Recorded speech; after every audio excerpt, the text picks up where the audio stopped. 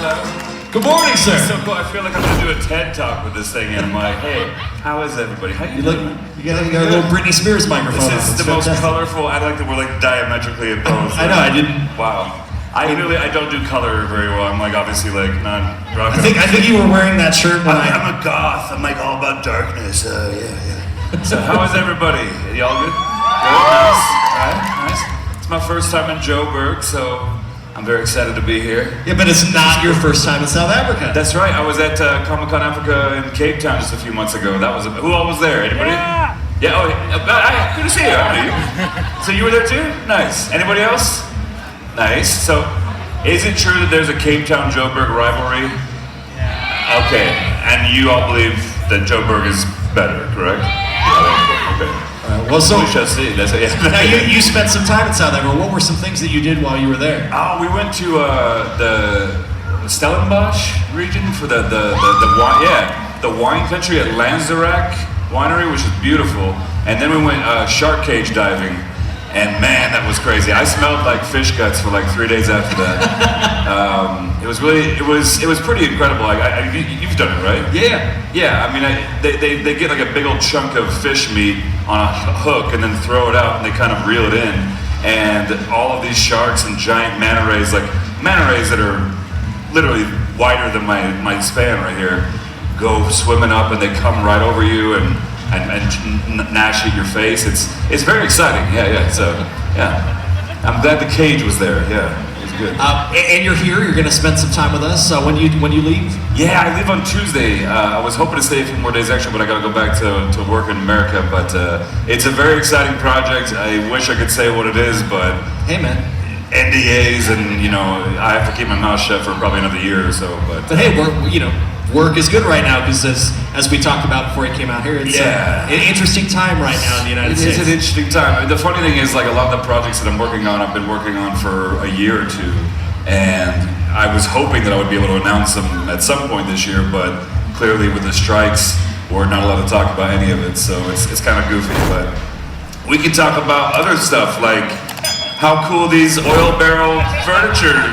This is awesome. Well, no. See, I actually came. I came prepared. Oh yeah, no. I came prepared. You came prepared. Oh my. Okay. I'm gonna give you a little quiz. Oh, okay. Since you've been to South Africa before. Oh my gosh. Just so you know, with our sexy American accents up here, we're gonna definitely mess up some of these words. Oh no. Is this? I was meant to say, how's it, Oaks? Did I say it right? So that was my first question, you jerk. Oh, nice. Okay, cool. It is, what is a South African doing if they approach you saying, how's it? How's it?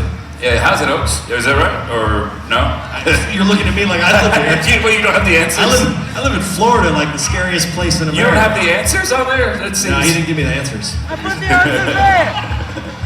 All right, I'm going to screw this up. Okay. What would you do with a piece of boerewors? Huh? Why don't y'all say it? What they said? Boerewors?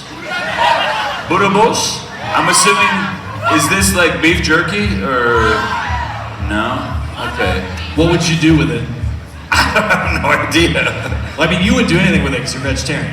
What's that? You wouldn't do anything with it because you don't eat meat. Oh, okay. Well, what is it? You would barbecue it. Ah, gotcha. Is it barbecue? I haven't read that part yet. You would barbecue it at a braai. Do you know what braai is? Nice. They're killing me, man. They're killing me. Hey, you guys are doing great right now. You guys are doing fantastic. You're doing great. We're crushing it. Yeah. Hey, all right. What do you do if you encounter a robot on the street of Johannesburg? A robot? A robot. What? I'm assuming you avoid it because robots are gonna try to kill us someday. I mean, right? No, what you're gonna do is What is it? It's a stop sign. It's a stoplight. I found that out. It's not a robber. It's a robot. You stop. But you guys call stoplights robots? Yes. Okay. What do you call actual robots? Robots. Stoplights. Yeah, it's the opposite. Okay, cool. All right. Oh, another word. This is good. what happened last night if you have a babalas in the morning? How do you say it? Say it. Babalas. Is this a hangover, I'm assuming? Okay, nice. That one you knew. That's what you do. That's you do. Yeah. If something is kiff, is it good or bad? Kiff sounds like Keef. So in America, I'm assuming that's a good thing? Yes. Is kiff? Yeah. It sounds a bit like a kip, which is a nap. Naps are always good, so yeah. But if it's awesome, it's what? Lekker kif. Lekker kiff. Leper kiff? No, lekker. Leper kiff. Lek. Lek? Here, I'll let you Let read me read this. the bottom one. Lekker? Yeah. Lekker kiff? Lekka kiff. They say lacquer. Lekka kiff. Okay, cool, nice. All right. So clearly, we know that you do some voiceover work in that job of yours. So have you been working on your South African accent? Oh yeah. The nice thing is every time I'm in a new country, I was in Belfast 2 weeks ago, and that's one of the most incredible accents of all time. And I feel like I'm like a sponge. So after a few days, I'm hopefully going to be able to do a better South African than like say DiCaprio in that one movie. Because I know you guys didn't like that one. So yeah, I'm going to try to work on it. I'm going to try to get it good. Yeah. You don't want to try it right now? Well, no, I feel like maybe I should wait a few days because if I try right now, I don't think I'm going to do it right. I think I might mess it up, so I'm not going to do it. Is it alright? No? Yeah. Hunter S. Thompson over here is saying maybe, yeah. Nice outfit, by the way, yeah. Wonder Woman liked it, so that's good, yeah. How was your Belfast one then? Out of Belfast, it's very nice. It's very, Northern Ireland, it's always just like very high pitched up there, and I really, it's like Conor McGregor a bit, but I think he's a Dublin boy, but nice. Oh, Conor McGregor fans, nice, okay, cool, great. Anyway, yeah. Well, clearly they're into voices, so what was that? clearly they're enjoying the voices, and that doesn't violate anything that we Yeah, talk I know, about. yeah, well, what do you want to talk about? It's odd because we're not allowed to talk about the things that we worked on, but we kind of can dance around it a bit. If you guys have questions, maybe, or if you... Were there some folks that you worked with? Yes. Would you ever like impersonate them while you were working with them, or do you just do that behind their back? I made the mistake one time of impersonating one of the main actors on a certain zombie show, and that didn't go over too well. So it's usually my MO and my plan is to never like do it for people that I work with, because then you got to see them every day, and if they don't like the impression, then it's just awkward after that. So I tend not to. Yeah. So who's your favorite person to do an impression of? Recently it's been Donald Trump, just because he's got the most ridiculous voice ever. He's like, It's the most wonderful, luxurious voice, believe me, okay? I get cut out. That might turn off my. No, I just think he's got the most amazing. Despite how you feel about him, it's just like the voice is so over the top, and the way he talks about himself is just—it's hilarious. It makes me laugh. Yeah. So yeah. So when we were together in South Africa, we learned something very important about bears. Bears? What? What are you talking about? Your friend that was on the pirate ship told us about bears. Oh yeah. You want to share some stories about bears? Oh, what was the bear thing? There was a penguin thing too. What was the bear thing? About Arctica and Antarctica. Oh yeah, it's a Greek word, right? Yes. So no, you're gonna have to. So my friend Callan McAuliffe on that certain zombie show happened to randomly be in Cape Town at the same time we were, and oh sorry. Oh, is it? Okay, gotcha. Is it? I didn't have. Sorry. Is that better? Okay, sorry. That's much better. I thought I was like beatboxing at the same time, but You turned into Justin Timberlake over there. You better rock your body. oh, that's good. Clearly, I do not do when I beatbox, you think of JT. that's classic beatboxing. He said that. So Callan McAuliffe was on the show. He went on this like 60-day journey all over from where was it, like Chile or Argentina, all the way down to Antarctica and then up to Cape Town, which is insane. Like he actually paid money to be a pirate essentially for 2 months. And can you do an impression of him? Oh, I do. Because how he told the story about the bears was the best. Callum McAuliffe, he has a voice very strange. He's from Ireland and Australia, but also South Africa, and he's all over the place. So anyway, he talks like this, and he said that he learned that bears are considered, what is it? Antarctica. Yeah, so there's a Greek word for bear. You're gonna do it better. That's Antarctica. Antarctica. And so in...